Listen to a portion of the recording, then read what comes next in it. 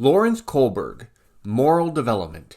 Kohlberg, 1963, built on the work of Piaget and was interested in finding out how our moral reasoning changes as we get older. He wanted to find out how people decide what is right and what is wrong, moral justice. Just as Piaget believed that children's cognitive development follows specific patterns, Kohlberg argued that we learn our moral values through active thinking and reasoning, and that moral development follows a series of stages. Kohlberg's 6 stages are generally organized into 3 levels of moral reasons. To study moral development, Kohlberg proposed moral dilemmas to children, teenagers, and adults. You may remember one such dilemma, the Heinz Dilemma, that was introduced in Chapter 12. A woman was on her deathbed. There was one drug that the doctors thought might save her. It was a form of radium that a druggist in the same town had recently discovered. The drug was expensive to make, but the druggist was charging 10 times what the drug cost him to produce. He paid $200 for the radium and charged $2,000 for a small dose of the drug. The sick woman's husband, Heinz, went to everyone he knew to borrow the money, but he could only get together about $1,000, which is half of what it cost. He told the druggist that his wife was dying and asked him to sell it cheaper or let him pay later. But the druggist said, "No, I discovered the drug and I'm going to make money from it." So Heinz got desperate and broke into the man's laboratory to steal the drug for his wife. Should Heinz have broken into the laboratory to steal the drug for his wife? Why or why not? Based on their reasoning behind their responses, not whether they thought Heinz made the right choice or not, Kohlberg placed each person in one of 6 stages. Stage 1. Punishment and obedience orientation.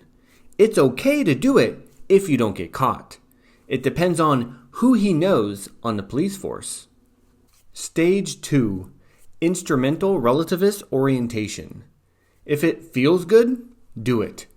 If his wife is nice and pretty, he should do it. Stage 3. Good boy, nice girl. Do it for me. He should do it because he loves his wife. Stage 4. Law and order orientation. Do your duty. Saving a human life is more important than protecting property. Stage 5. Social contract orientation. It's the consensus of thoughtful men. Society has a right to ensure its own survival. I couldn't hold my head up in public if I let her die. Stage 6. Universal ethical principles. What if everybody did that?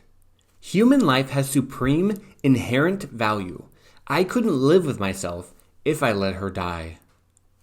Although research has supported Kohlberg's idea that moral reasoning changes from an early emphasis on punishment and social rules and regulations to an emphasis on more general ethical principles, as with Piaget's approach, Kohlberg's stage model is probably too simple.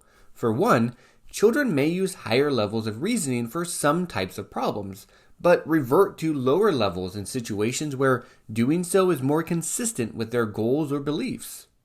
Second, it has been argued that this stage model is particularly appropriate for Western countries, rather than non-Western, samples in which allegiance to social norms such as respect for authority may be particularly important. In addition, there is little correlation between how children score on the moral stages and how they behave in real life. Perhaps the most important critique of Kohlberg's theory is that it may describe the moral development of boys better than it describes that of girls. Carol Gilligan has argued that, because of differences in their socialization, males tend to value principles of justice and rights, whereas females value caring for and helping others. Although there is little evidence that boys and girls score differently on Kohlberg's stages of moral development, it is true that girls and women tend to focus more on issues of caring, helping, and connecting with others than do boys and men.